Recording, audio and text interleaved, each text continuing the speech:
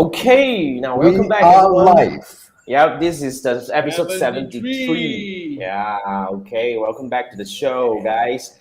All right, so as you know, this is the Tree Marketeers show. We go live every Wednesday night, Malaysia time at 10 p.m. And Yes. we discuss about digital marketing and entrepreneurship and anything that we are interested in, right? So basically, we have good guests coming in. Like tonight, we have Ed from the state. And Ed is going to talk about email deliverability. Yeah, I find it difficult to pronounce this one. So, guys, if you have any Welcome, questions Ed. about email, okay, welcome Ed. Welcome to the show. Thank you for joining Great us. to be here, guys. Right. So, guys, if you're watching this, if you have any questions, remember you can post them in the comment, and we will bring it up and basically to discuss about your questions or any situations that you are facing right now. So, tonight's topic is definitely something that Andrew is more familiar with. So Andrew, would you and Ed is Andrew's guest, right? Anyway, so Andrew, can you help us understand? Like, can you help introduce Ed to our audience over here so that we know a bit of background about Ed, please? Sure. I came across Ed when he was one of us guest speaker. I don't know, was it Inbox 2020? It was definitely within this Yeah, 1 2 years Inbox period. 2021. 2021? Right. Yep. So, when it comes to the topic of email deliverability is a slightly technical. This is a technical side of the email marketing. The writing is the art side of it. So the thing with email deliverability is very dry subject. It's very technical. And I was doing a lot of research and most of the contents on the internet is kind of confusing, right? You talk about authentication and all those things. But when I attended the Ed's session, he made it very simple. And to me, my judgment is if somebody can make something complex simple for an average guy to understand, then obviously he knows his stuff, right? So that's how then I followed him. I got connected with him on LinkedIn. We became friends in a short period of time, obviously because we share the same kind of passion for the way we do things.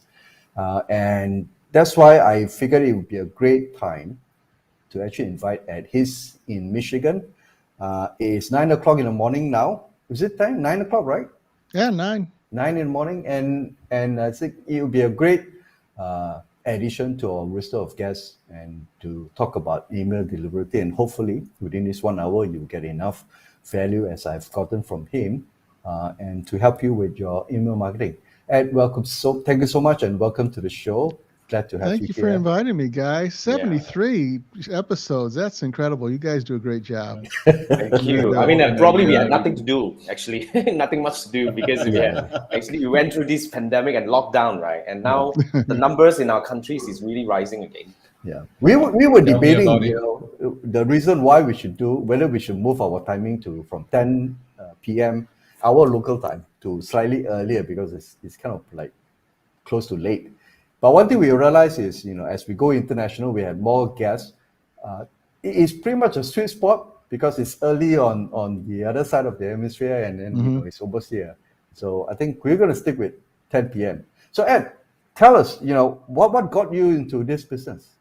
Yeah, man. Yeah, interesting. I've been doing email marketing for over 20 years. Wow. I started off using this desktop app called Postmaster, and it would send out just volumes of emails. It wasn't designed to do any type of automation at all, like triggers and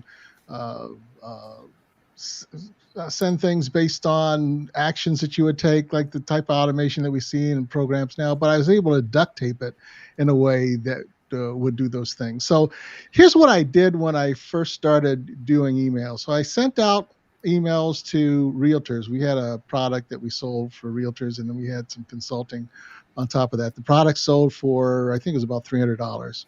So I had my list of people to send emails out to. I send the emails out to them. They would get the email. They'd have to reply back to that email. I would then send them an order form. They would get that order form. They'd print it out. They would fill it out, and then they'd fax it back to me. A lot of work. No way you could do that now. No way you could do that now. But back so then, a lot of people drop off.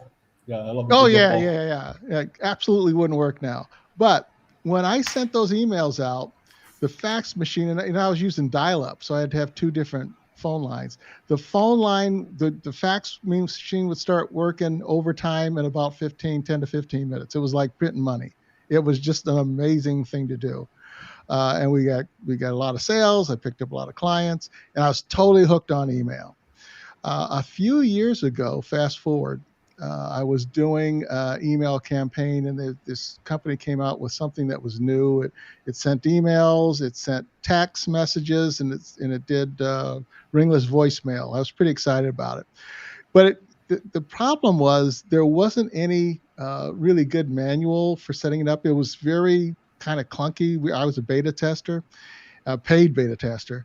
So I set up these sample campaigns. I had 7 email accounts that I owned and controlled. I set up the campaign. It took me a week to do the whole thing. I was pretty excited, and I sent the emails out. There was a sequence of 7 emails to 7 email addresses. And so I turned that bad boy on, and I waited. I didn't see any emails. Day 1, day 2, day 3. I checked the spam folder of all of the email accounts, and I see that 2 emails went into spam. And for that 7-day period of 49 emails that went out, none of them were delivered. They were nowhere to be found, and 2 were in the spam folder. Oh, So I go, something's not right. They should show up. So I was talking to support, and they said, well, the emails went out, and that was it. I go, well, so what? They went out. They weren't delivered. And that's when I learned about email delivery versus email deliverability. Now, email delivery is the emails actually go out and they're delivered to your server. But the deliverability part is they go from your server, the mailbox provider server, into your inbox. And that part was not happening. And most people don't understand that.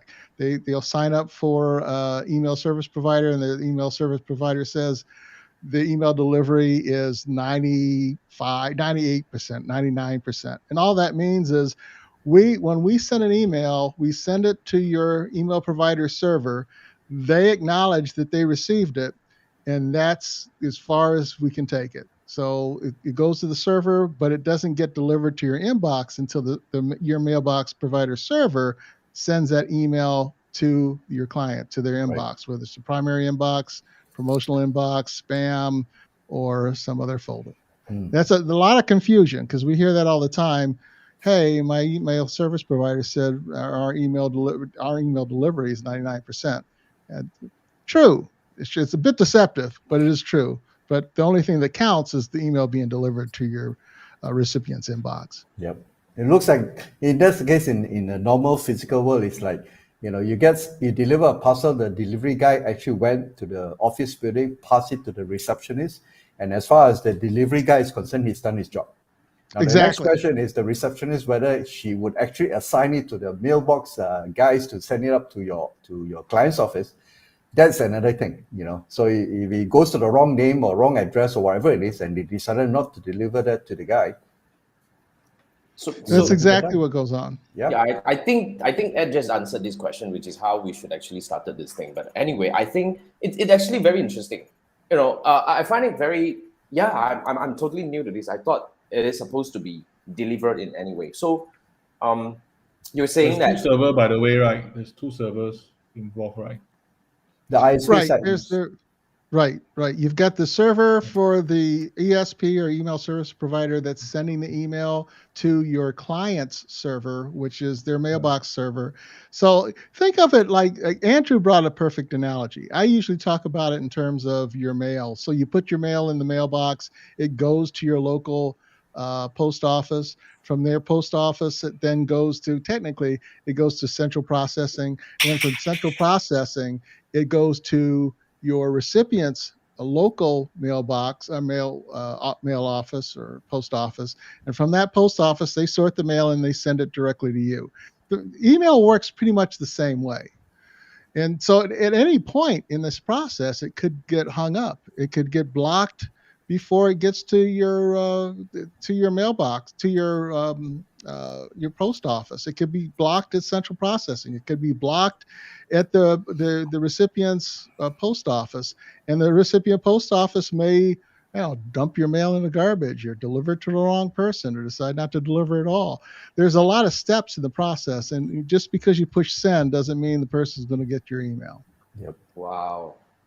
That's really something new, I believe, even to a lot of people, even to myself. So what is really stopping or causing the problem of the email deliverability when it comes to this case?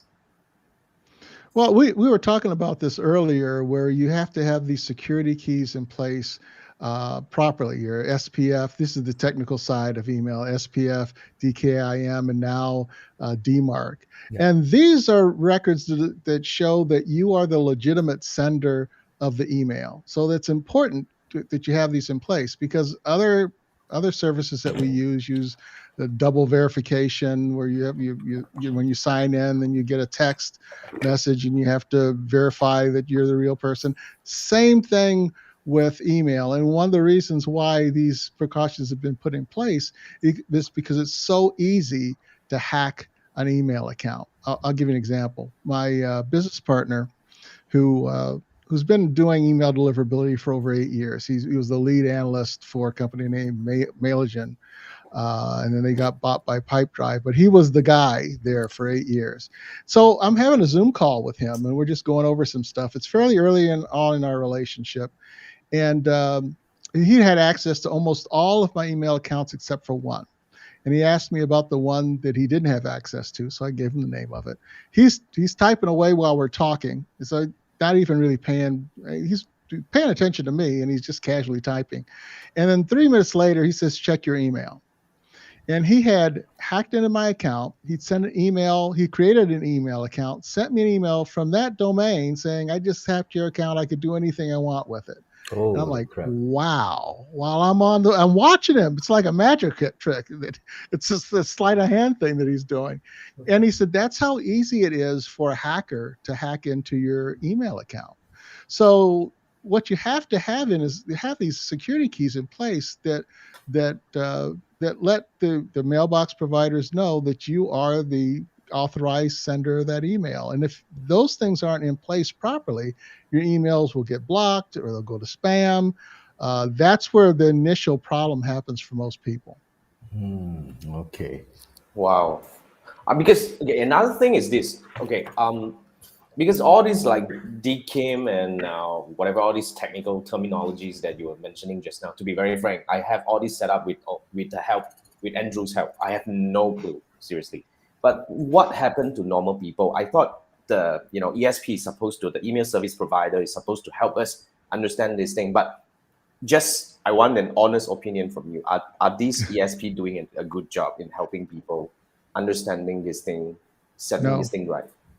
No. Why are they not? Their responsibility they've put on the user, frankly, and there's no real good instructions, because what the ESPs do is they tell you how to install SPF and DKIM. Really, they don't really talk about Dmarc very much. I'll explain how that works in a second. But they do it in terms of they are the only app that you're going to have connected to your email account. And so they don't take into account that you may have an app that for a contact form on your website that you're connecting to your email account. They don't take into account that you have a billing app that's connected to your website. They don't take into account that you have a proposal app that's connected to your website or anything else. So if you don't take account all of those apps that you have, this is where Dmarc comes into place. It looks to see where anything that's connected to your email account is properly authenticated. And if there's one thing that's not properly authenticated, they block all the emails because it breached their security system. Think of it as a home security system that you have. You're trying to keep your home secure. So you lock your doors, you lock your windows. That would be DKIM and SPF. What Dmarc does, it's like this alarm system that if for some reason somebody breaks into your house, breaks down the door, breaks in a window, the alarm goes off and everything gets shut down. And what we're seeing more and more of is the mailbox providers are looking to see whether you have Dmarc set up. And there's 3 different settings for it. You can just have it in place. It does nothing. It's just like, I've got this alarm system in my house, but we never turn it on. Or you can have the emails go into quarantine, which means they're sent, but they're not delivered, or they can be blocked. And they're looking for that. Like, okay, they have Dmarc set up, but it's not doing anything. And because of that, they may think, well, your email account's not that secure. We're going to put those emails in the promotional inbox if you're lucky, or we're going to put them in spam, which happens more often. And we're seeing that more and more. Dmarc hasn't been around that. Dmarc hasn't been around that long, but now they're saying that because there's so many people that can easily spoof or do phishing attacks on an email account, that they're looking to see whether you actually have Dmarc set up and you have it to actually block a potential hacker that could get into your account and do some harm. Wow. It sounds a lot to me, to be very frank. and we were thinking that, get an email address and type your emails and press send and boom, that's it. Everybody thought that's how it works. Everybody thought that's how it works. Yeah, no question. So what can we do in order to get all these things right? Is there any, but then again, okay, let's go to the next question. I think this will be very interrelated. I think we will talk about, some misconceptions that people have about email deliverability. I mean, when it comes to this, like part of what you mentioned just now is definitely nobody knows how to set all these things up because they don't understand the importance of having all this in place. Yeah. So what are the other things that we should be taking into consideration? Well, I think one of the questions you're going to ask me is, what's the trigger? How do you notice when these things pop up? So I don't want to get ahead of ourselves. But one of the things I would recommend that people do is you hire someone that knows how to do this. And a lot of people try to do it themselves, or they say, webmaster, can you do this? And the webmaster is done set up. It seems really simple because there are DNS settings. And they seem like it's really easy, simple to set up, but there's so many things you can make a mistake on when you set these things up. And where you notice that you've got a problem is your open rates aren't where they should be. And I know we're going to talk about that in a minute, so I won't get into that, but you should hire someone that knows what they're doing to set these things up to begin with. We had a client, well, he ended up being a client. He was having very low open rates, I think 2%, something like that. And he set up his DKIM, SPF, and Dmarc records himself. But because he missed something, he didn't set up his Dmarc records properly. So I'm saying DKIM records, all these acronyms get confusing. He didn't set up the DKIM record properly. So the Dmarc record that he set up for blocking emails were blocking all of his emails. Yes. And it was self-imposed. He did it himself. And so we said, we think this is what the problem is, but usually it's these security records plus something else. He was convinced that it was just that and only that. So he said, no, I don't need to hire you. I got it figured out. And we've checked for the last 3 months. He still has the same problem. And some people get too cheap. Like, I'm not going to pay you $200, $300, $500 to fix this problem, but I'm not getting my mail out, and it's wasting money on a subscription. Yeah. And plus losing business, because the longer somebody doesn't hear from you, the less likely when they finally do that they're going to actually respond to an email. Very true. Very true. So since we're talking about this, right, guys, anyway, we're watching this and you may need help. This is the link that you can actually connect with Ed. This is his website, email-open-rate-optimization.com. Very nice domain. So you can actually go over to his website and find out how you can connect with Ed and see how you can seek help to kind of like fix any problem. So one of the angle to look at, I think what you put up here, Ed, is if you have very low open rate, chances are you have some issue with your deliverability. Is that so? Yep. Yeah, it's true. We came up with a metric, an 830 metric is what we call it. And this is after talking to more than dozens. I won't say hundreds because there's not that many. Dozens for sure of department heads of email deliverability, department heads of different ESPs. And even talking to the people at the mailbox providers like Outlook, higher ups in Outlook and Gmail. And what they're looking for when you send an email is a certain open rate. They can see what the open rates are, and they would like the emails that you send, your marketing emails, to mimic as closely as possible what the open rates would be if you were sending emails to a colleague, a friend, a relative. It's not going to be that high, and they realize that, but they want it to start approaching that number. Now, Andrew and I are friends. He sends me his newsletter all the time. I know him. I don't open every single one of his emails. If he sends me a personal email, I probably will miss one or two because I get so many that come in every day. But 80, 90% of the time, I'm going to see his email. I'm going to open it. They understand that a marketing email isn't going to get that high of an open rate, but they're looking for a percentage. So there's two things that happen. If you're going to send an email blast, I mean, you're just blasting your entire list, which is what a lot of people do. They shouldn't do it this way, but that's the way they do it. They're looking for an 8% open rate in the first hour. And if they don't see that, flags go off.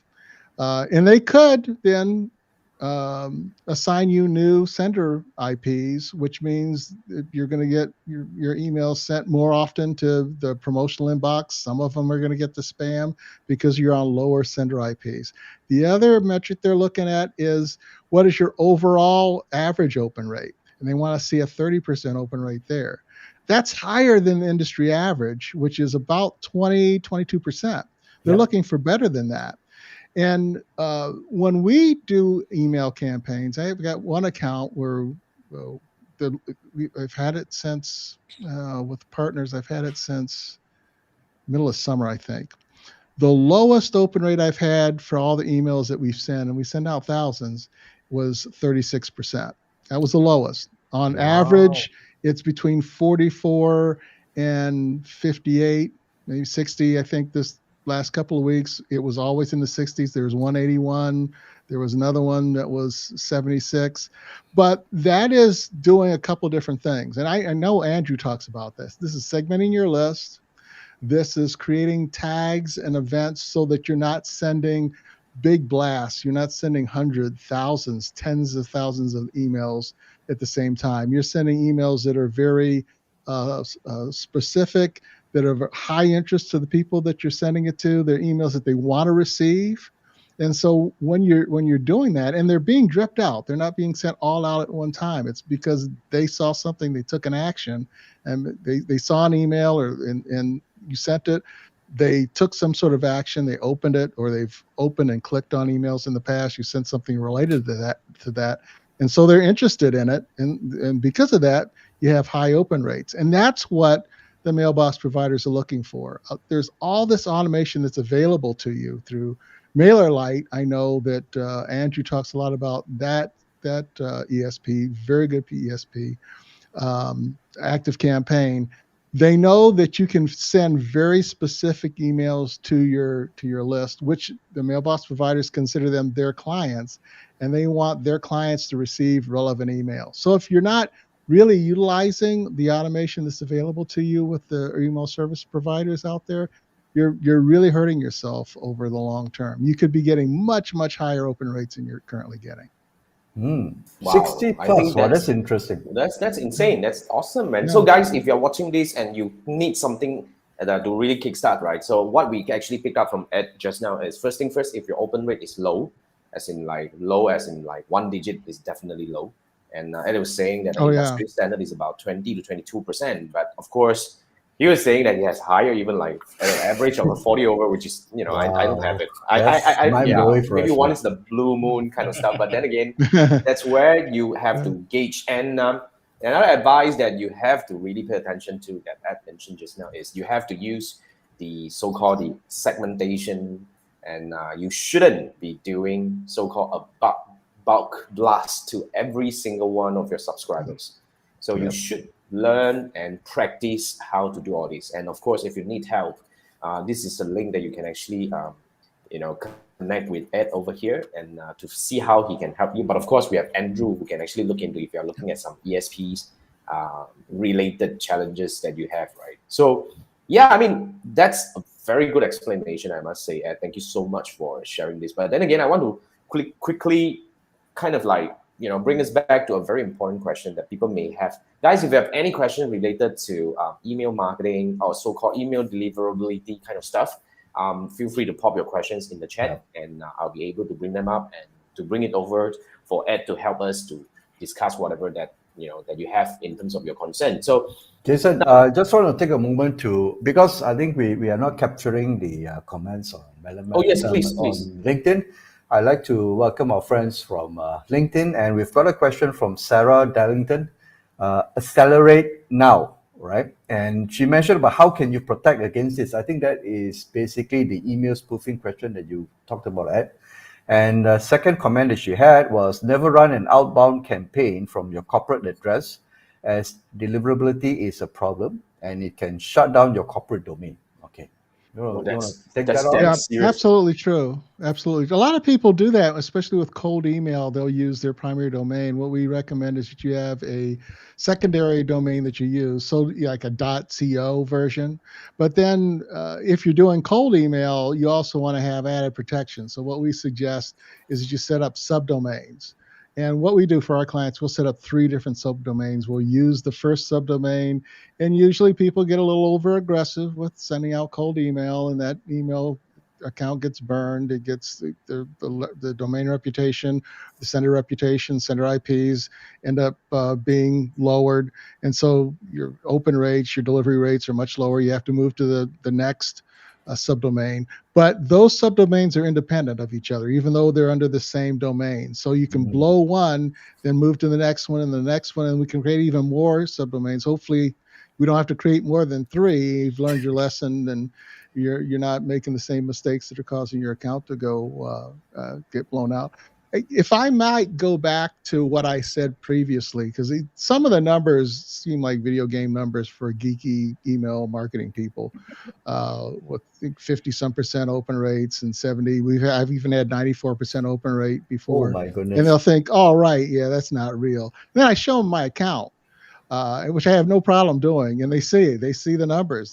They're the high open rates, high click-through rates, 12% click-through rates, sometimes 20, 30%, 40% click-through rates.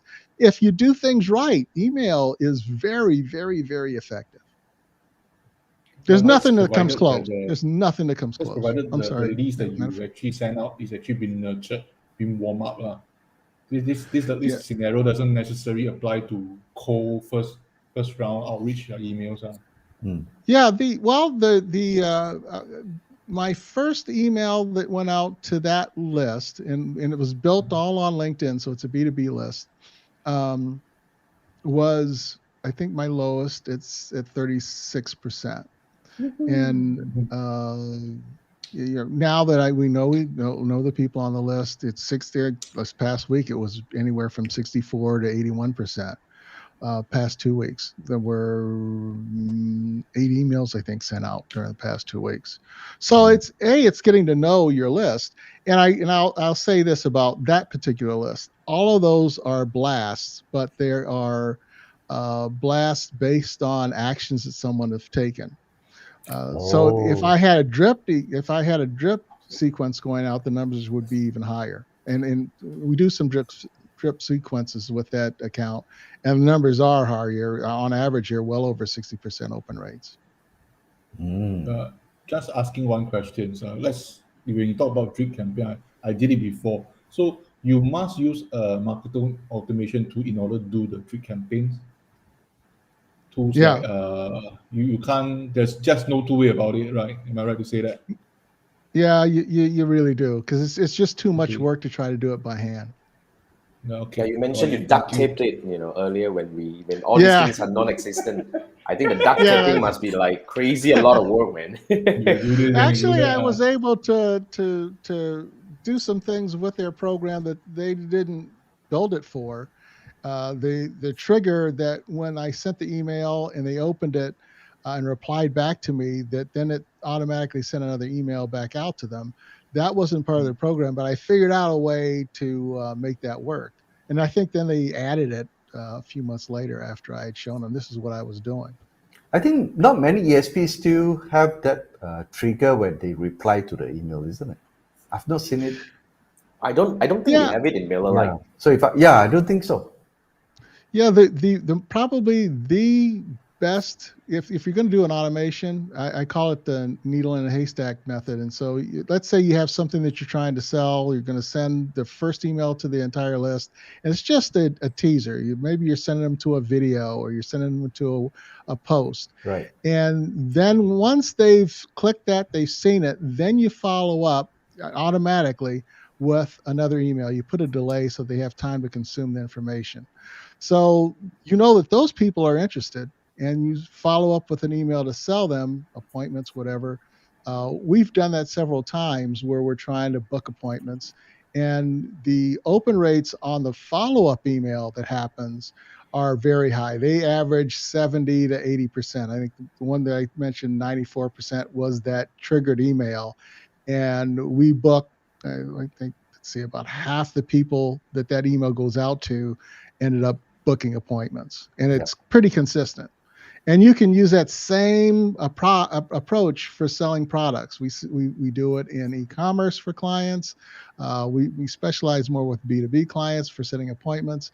But that two-step approach, that needle in a haystack, who in this list would be interested in this thing? We're not sure. Let's send out the generic email to the entire list. Whoever responds, then we're going to send out the sales email to those guys. And if it's written right, if it's short, concise, one step, what do I have to do when I get this email? Oh, the only thing that you can do is click the link, book an appointment. Then you get a high conversion rate. I see. Okay. So the triggered email, yes, triggered email is definitely something that is more effective based on their simple own automation, highly effective. Yeah. And you don't need to do a lot. I mean, it's not rocket science. You don't need a very crazy, powerful system to do that. In fact, most ESPs now have it. Yeah. Correct. Yeah, they should have it, right? Link triggers, yes. Link triggers, yes. Not replies, but link triggers, yes. But which ESP has the reply trigger? Can we actually have a name, or is there anything? Limless does it. MailChimp, the paid account has that. I think there's an inbox. Yeah. Okay. Yeah. Which one? No, almost all that. MailChimp. Okay. Yeah. All of the cold email apps usually have that. The reply trigger will trigger some. For cold email, yes, but for inbound emails, I don't think so. Yeah, because they're looking at link clicks for the normal ESPs. Yeah. Correct. Okay. All right. I mean, wow, very insightful. Seriously, I think that this is new. But did we answer? Your Sarah, if you're watching, if we answer it, do let us know on LinkedIn. There's a slight delay, so let us know. Yeah, I mean, okay. It's really important to understand what you want to do with the email and picking the right platform for that. Because what we find a lot is people have the wrong platform for what they intend to do. And if you're doing a lot of outreach, you have to have an outreach platform, and you have to pick the right one, because you have to think in terms of what kind of automations do I want to use? How do I want to have a conversation with this person that I'm reaching out to that doesn't know me? And then if it's subscription email, you need to think through what type of actions that I want to have done. And if you're not sure, you should talk to somebody. It shouldn't be just used as an autoresponder where you're just sending out messages to people, because there's going to be people that aren't interested in some things and are interested in other things. You need to segment the list of what interests people have and only send those emails of interest to those people that have an interest in the one thing or another, and not send an email to somebody that has no interest in something, because that's going to hurt your deliverability over time. The mailbox provider is looking at how the people are engaging with your emails, how quickly after they get them are they engaging with your emails, how long are they reading the emails, are they clicking on something or not clicking on something. And if you have a good segment of people that aren't doing anything, they're ignoring them, they're affecting where your email is placed by the email provider. They're making a decision based on all of their customers, not just a small segment. So you want to make sure you have high engagement with every email you send to ensure that email continues to get in their primary inbox.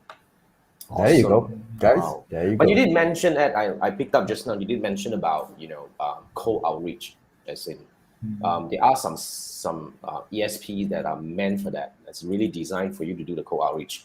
And since we talk about that, right, because this is something that some people do, I don't know, but what do you think about buying a list as in like you probably buy a list from someone else or somewhere else, and then you start blasting to these people in any way that you can. So what's your take on this thing?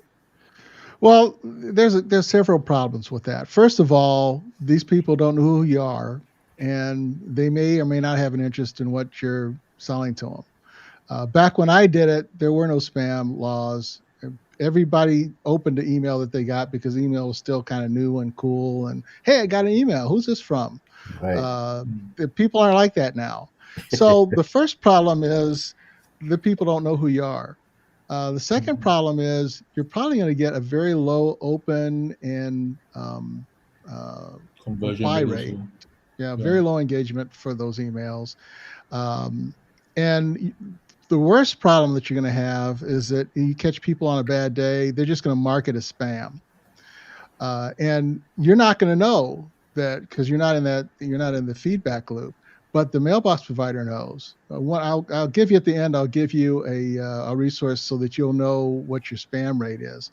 But people marketing as spam now lowers your domain reputation. It'll get your sender IPs lowered also, and those sender IPs, probably a good idea to explain how those work. The IPs that send out your email, you're assigned a group of IPs by your mailbox provider or your ESP, and those IPs are the location in which your emails are sent. And you're either in a good neighborhood or you're a medium neighborhood or a bad neighborhood.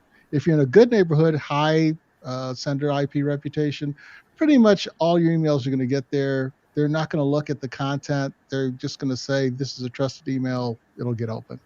It'll get delivered to your primary inbox.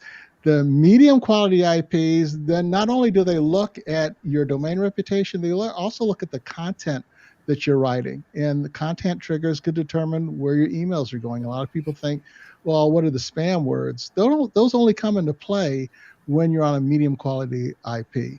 If you're on a low quality IP, doesn't matter what you do, all of your emails are probably going to get put into spam, and then occasionally you'll get your emails put into the promotional inbox or the other inbox, but that's a place you absolutely don't want to be. How do we know? This is really something that we have no clue about, right? What the hell? Yes. So it's like, Yeah. you're saying that we can't choose our neighborhood. We don't even know how to choose our neighborhood. You think you're in a good neighborhood until somebody I thought tells so, you. right? Yeah. Until I was like, seriously? I thought. Oh, I thought my house was nice. Boy, it's a we always slum. You live believe in that a we're in a slum good and didn't know neighborhood. it. Yeah, because we are good people. You see, we don't spam people. We thought that we are supposed to be in good company. Yeah. So how do we find out? Yeah, usually a couple different ways. You don't get put on a bad sender IP without something that you've done. And so usually your open rates, let's say, are in the 20s, 20, 25%, which is what a lot of our clients have been. And then all of a sudden you see either a dramatic drop, it went from 25% down to like 5-6%, or it's a steady decline.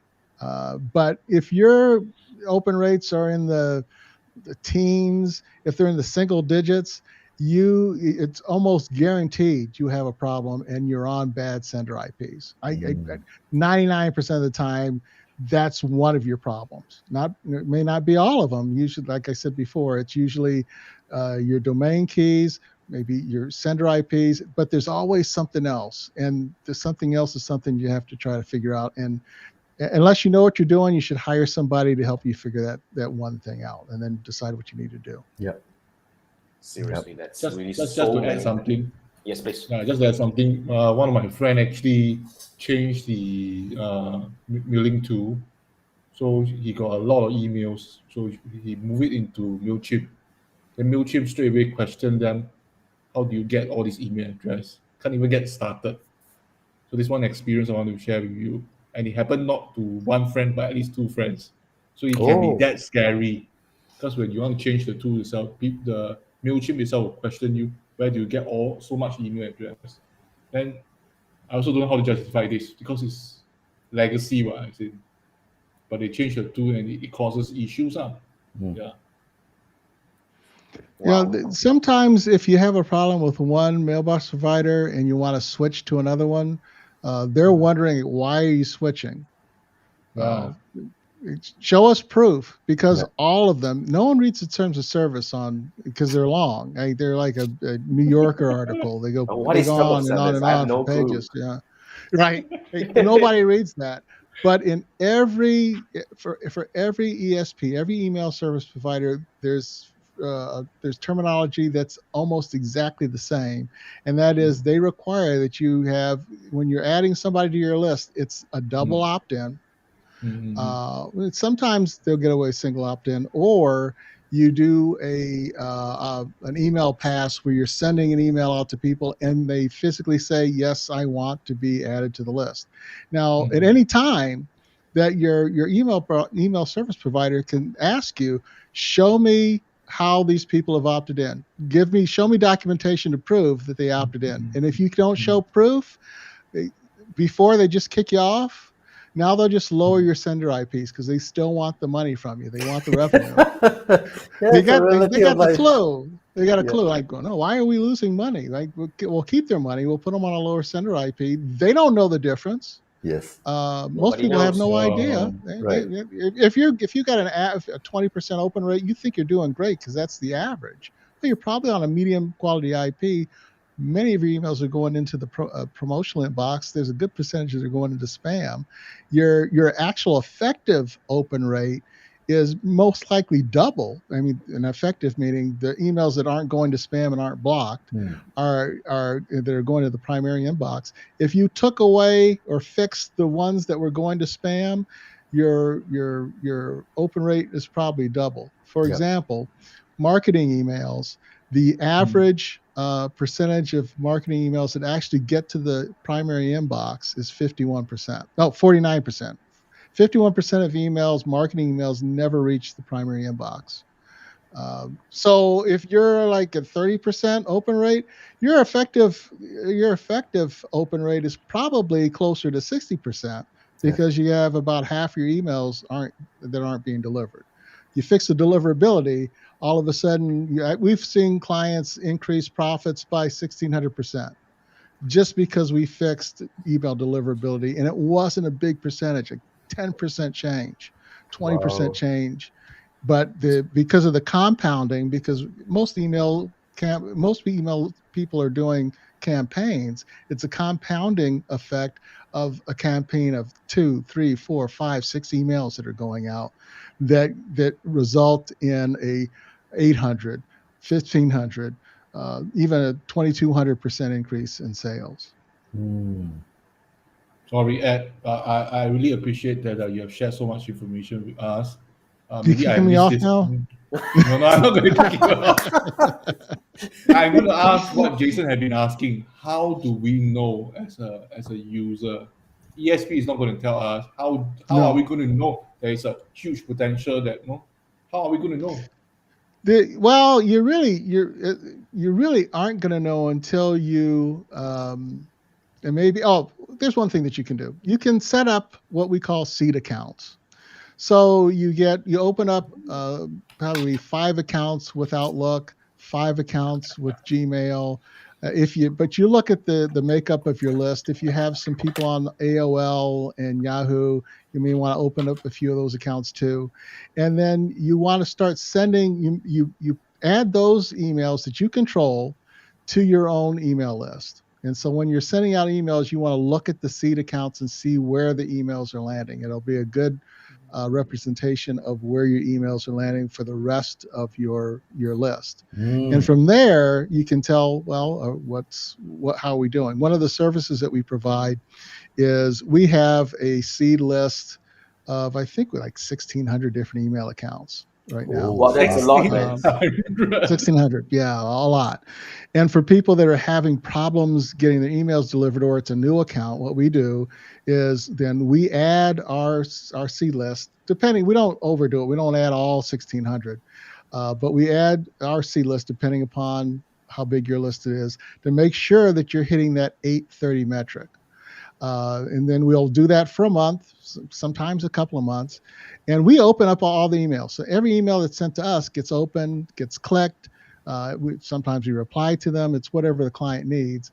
And then let's say it's Outlook that you have a problem with it. And usually it's just one mailbox provider that's blocking your emails. It's an email box provider account by account.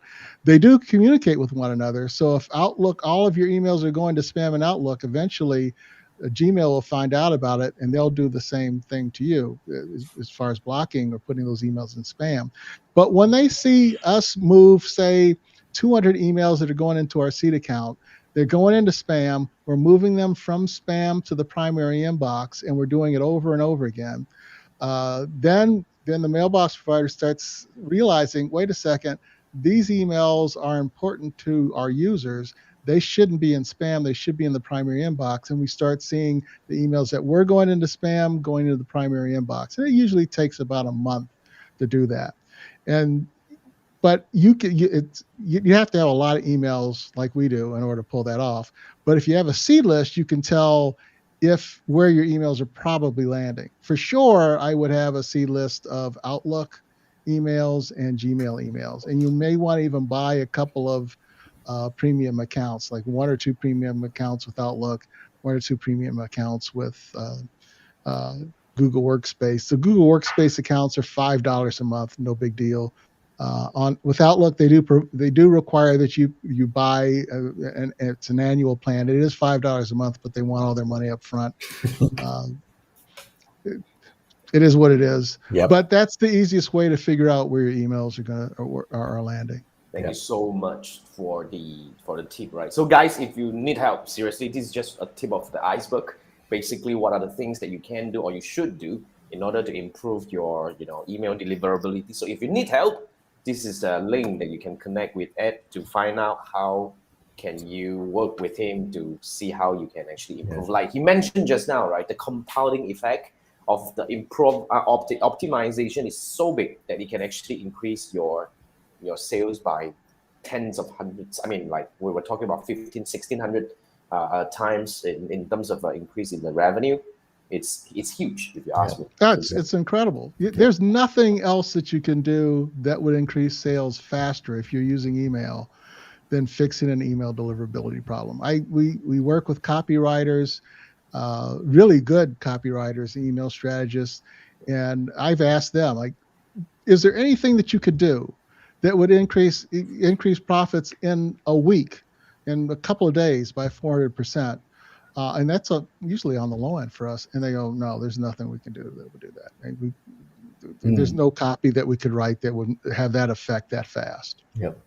Awesome. Because you're talking to people who know you and already on your list and given you permission to communicate with them. So, as opposed to a cold audience, the work is a lot more tougher.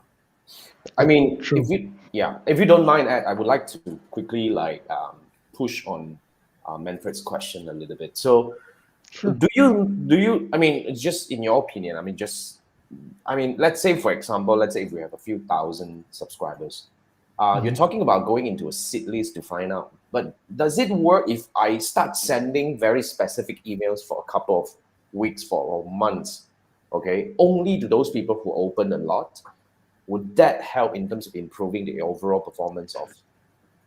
Good question. Yes. Yeah, it will. And if you're segmenting your list, and if let's say that you're just focusing on the people that have opened, ideally they've opened, and then you're sending very specific information to those guys. That will absolutely help. You'll have to do it for a little while, and not for a month, but a couple of weeks. So you suppress the rest of the people on your list. You only mail to the people that have opened, ideally opened and clicked. And you send an email that's very specific to those guys that you know that they're interested in that topic.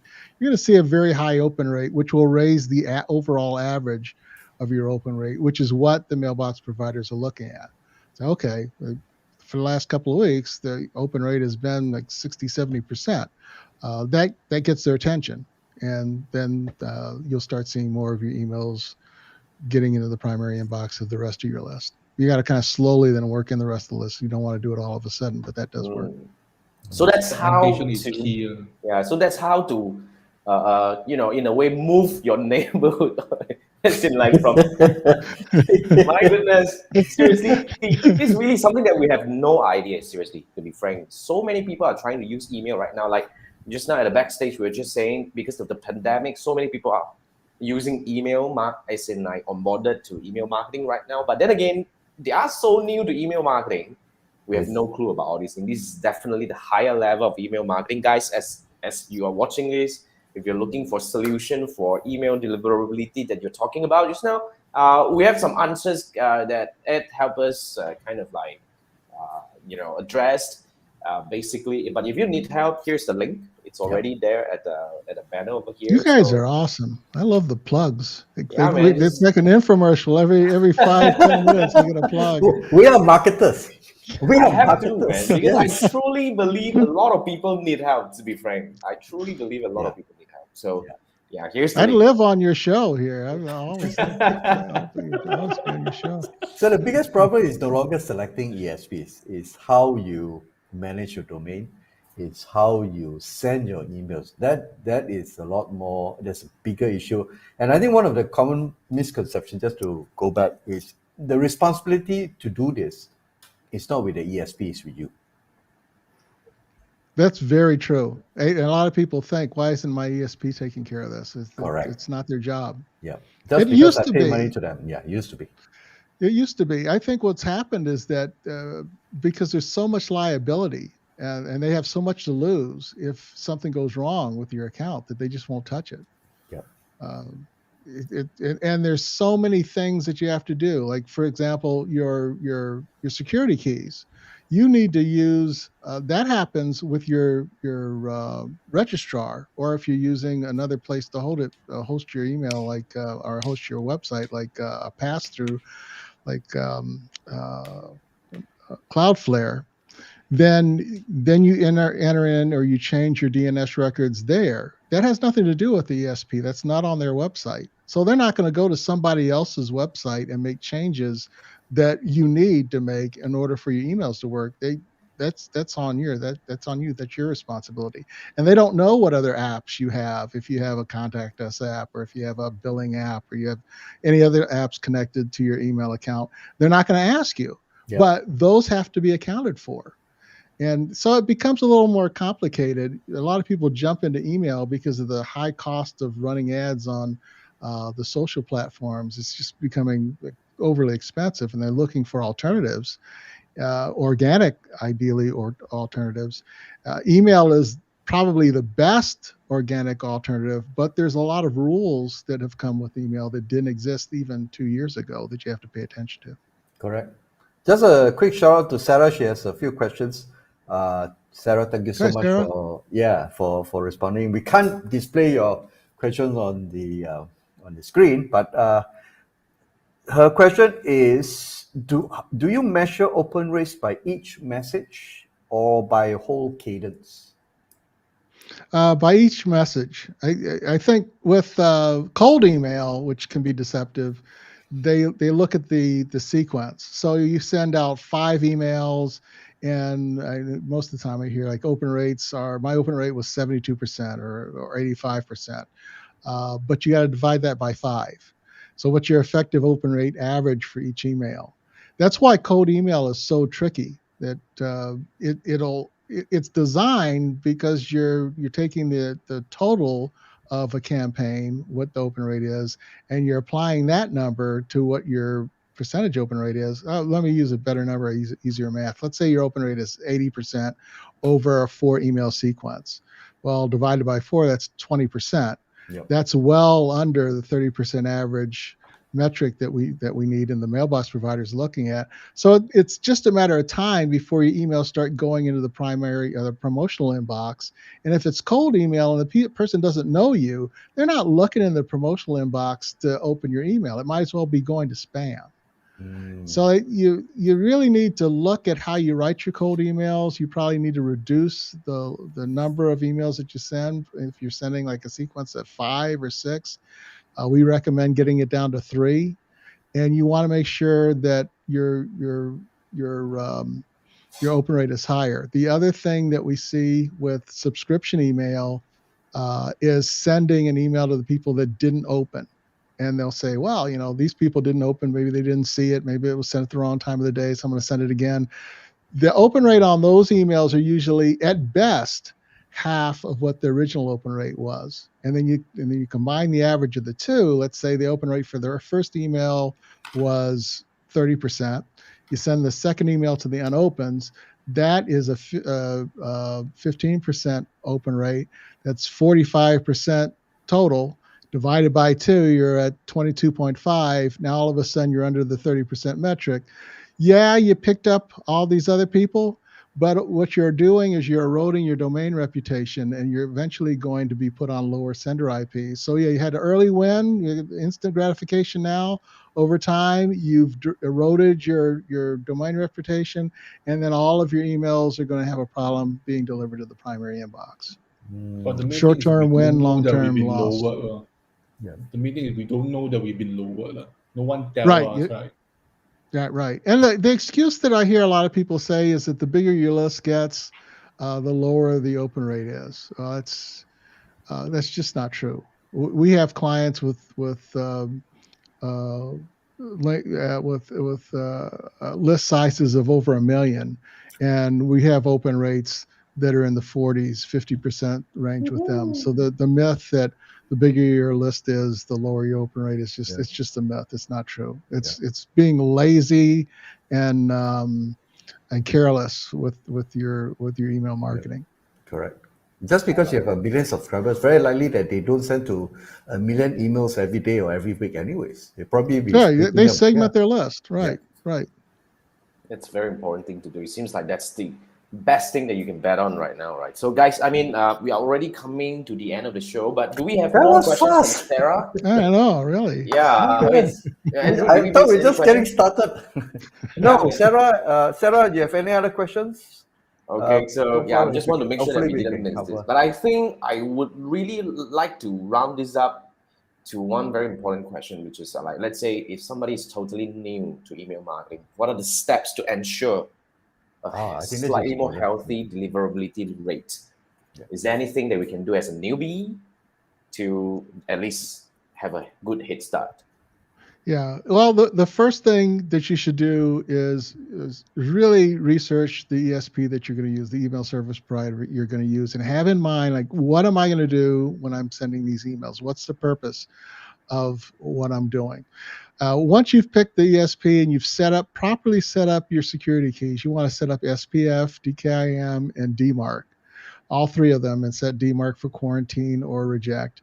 The next thing that you want to do is set up your email account on Google Postmaster Tools, Google Postmaster Tools, so that you can monitor your domain reputation. If you have a problem, then reach out to someone that can help you. But if you do those three things, you should be okay. Make sure that you're sending emails that people want to receive. Understand how to use email automation.